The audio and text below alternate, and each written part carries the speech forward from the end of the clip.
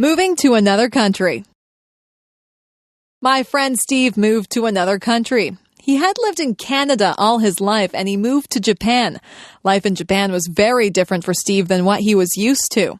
At first, Steve suffered from culture shock. His whole life seemed different.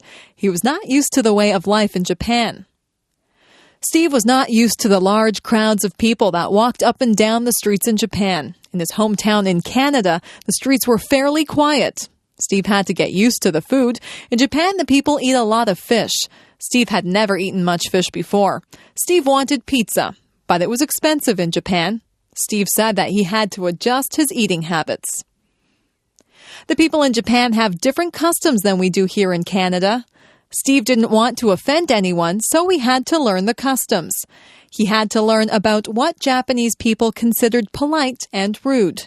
Sometimes in a foreign country, you can do something to insult someone without even realizing that you are being rude. At first, Steve had trouble with the language. He said that the only way to really learn the language is to talk to people. Steve talked to a lot of people. He made a lot of mistakes, but people were patient with him, and they tried to help him with his Japanese. It wasn't long before Steve felt more comfortable in his new surroundings. You have to be willing to learn new customs and a new language if you move to another country. Steve feels very comfortable in Japan and in Canada now. He is thinking about going to another country now. He thinks that he might like to try and live in Italy. I'm sure that he would get over his culture shock very fast if he moved there.